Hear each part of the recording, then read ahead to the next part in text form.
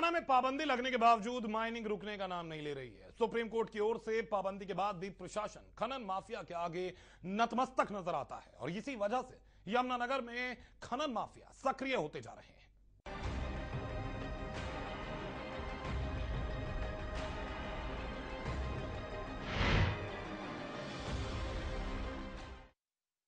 Supreme court के सख्त आदेशों के बाद लगी पाबंदी के बावजूद भी हरियाणा में यमुना के किनारों पर अवैध तरीके से खनन हो रहा है। प्रदेश में खनन माफिया के हौसले इतने बुलंद हैं कि वो अब अधिकारियों पर हमला करने से भी नहीं चूकते। खनन माफिया से स्थानीय लोग इतने परेशान हो गए हैं कि वो खुलेआम अधिकारियों पर माफिया से मिली भगत के आरोप लगाते हैं।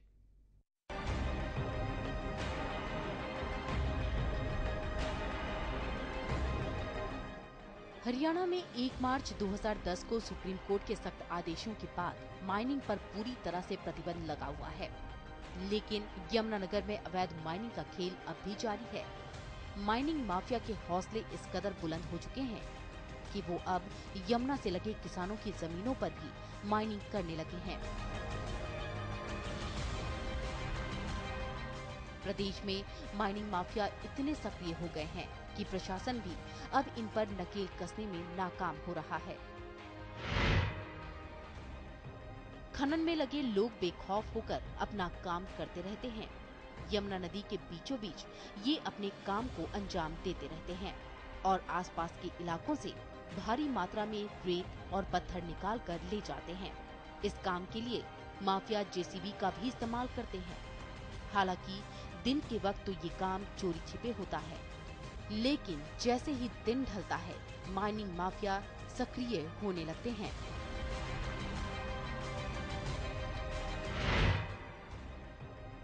खनन के काम में लगा माफिया इस काम को बड़ी ही योजना के साथ अंजाम देता है।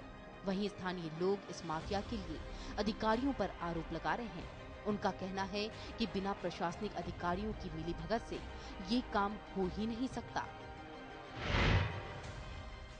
आज जो माइनिंग चल रही है वो सरकारी माइनिंग करा रही है और अफसर लोग उन पैसे में न बंधा हुआ है। महीने में पैसे पहुंच जाते हैं, रात के 12-12 बजे पैसे पहुंचते हैं और जिनका हम खुलासा भी कर सकते हैं, हमारे पास सारा सबूत भी है उनका। तो माइनिंग अफसर ही करा रहे हैं, बगैर अफसर के माइनिंग नहीं हो सकती। माइनिंग का काम तो रुका है जी। माइनिंग का तो बहुत ही काम जोरों पर चल रहा है, क्योंकि आप देखिए रात को रेता दुनिया भर की बजरी पड़ी, रेता पड़ा है। आम आदमी तो एक तसला भी रेते के लिए पुलिस वाले अंदर रात को गड्डियां की गड्डियां निकाल रहे हैं। ये रेता कहाँ से आ रहा है? सिर्फ इनकी मिलीभगत से चल रहा है।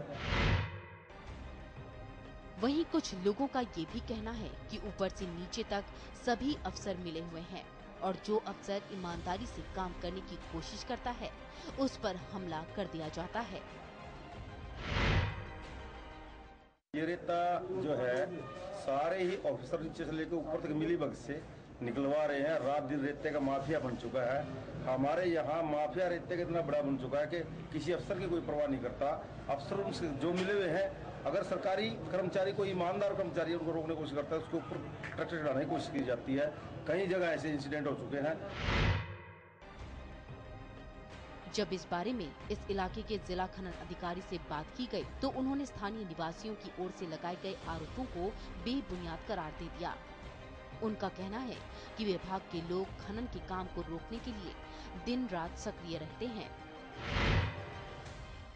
आरोप लगते रहते हैं, लेकिन मैं इस बात को सिरे से इसलिए खारिज करना चाहता हूं क्योंकि मैं और मेरा स्टाफ दिन रात चेकिंग पे लगे रहते हैं। जो भी वाहन पकड़े जाते हैं उस पर यथासंभव कार्रवाई करते हैं।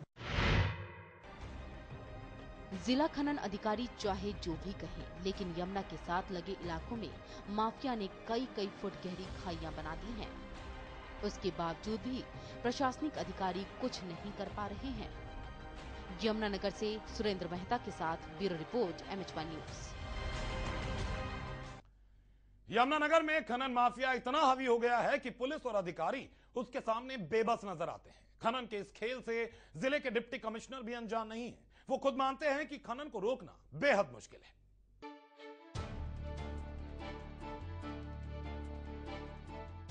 स्थानीय लोगों की ओर से लगातार लग रहे आरोपों के बावजूद प्रशासन माइनिंग को रोकने के लिए कोई ठोस कदम नहीं उठा पा रहा है। सरकारी आंकड़ों के मुताबिक पिछले 3 सालों में अकेले यमुनानगर जिले में 2300 वाहनों को माइनिंग का काम करते वक्त जब्त किया गया है।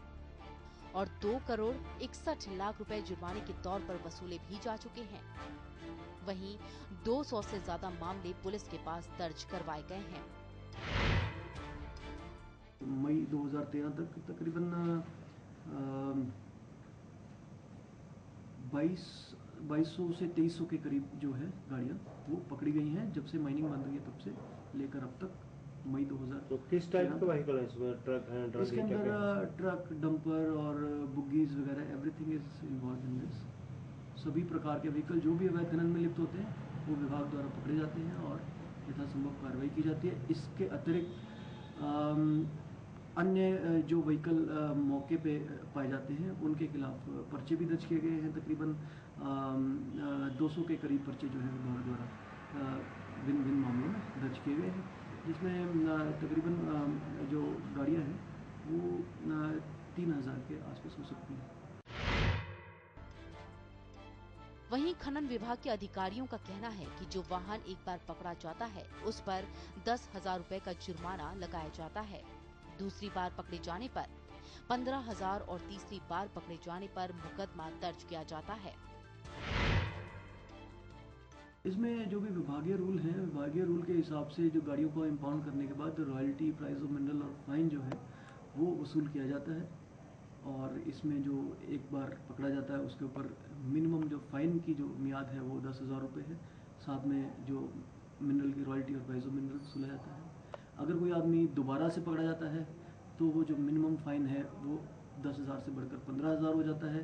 गाड़ी 1 सप्ताह से पहले छोड़ी नहीं जा सकती विभागीय रूल के अनुसार, और बाकी रॉयल्टी और फाइन, प्राइस ऑफ मिनरल जो है एज पर रूल लिया जाता है। उसके बाद अगर तीसरी बार या उससे अधिक कोई पाया जाता है तो उसके खिलाफ माइनिंग एक्ट में जो है पर्चा दर्ज करते हुए कानूनी कार्रवाई जो है की जाती है। पर यमुनानगर के डीसी के मकरंद पांडुरंग ने खनन विभाग अधिकारियों की कार्रवाई को नाकाफी बताते हुए माना है कि माइनिंग का काम रात को 11 से 4 बजे के बीच होता है और इस काम को रोकना काफी मुश्किल है। इसमें 3 डिपार्टमेंट है, माइनिंग डिपार्टमेंट है, पोल्यूशन कंट्रोल डिपार्टमेंट है, पुलिस डिपार्टमेंट है, रेवेन्यू डिपार्टमेंट। हर एक का जो कर्मचारी है इस प्रकार की इसमें ड्यूटी लगाएंगे, बाकायदा चेकिंग भी होती है। लेकिन जो अनऑर्गेनाइज माइनिंग होती है रात में 11-12 बजे के बाद सुबह 4 बजे तक जो अनऑर्गेनाइज माइनिंग होती है वो डिटेक्ट करना मुश्किल हो जाता है। लेकिन इसके लिए भी रात की चेकिंग के लिए भी ड्यूटियाँ लगाएंगे। अब प्रशासनिक अधिकारी चाहे जो भी कहें, पर जो स्थानीय लोग इस माफिया से जूझ रहे हैं वो सीधे तौर पर इस खनन के घोरक धंधे में पुलिस से लेकर खनन अधिकारियों और कई प्रशासनिक अधिकारियों पर आरोप लगा रहे हैं। इन आरोपों के बाद प्रशासनिक अधिकारियों की माइनिंग माफिया के साथ मिलीभगत संदिग्ध मानी जा रही है। सुप्रीम कोर्ट के सख्त आदेशों के बावजूद भी प्रशासन माइनिंग को रोकने में नाकाम साबित हो रहा है और खनन माफिया का खेल बेखौफ जारी है। यमुनानगर से सुरेंद्र मेहता के साथ ब्यूरो रिपोर्ट MH1 न्यूज।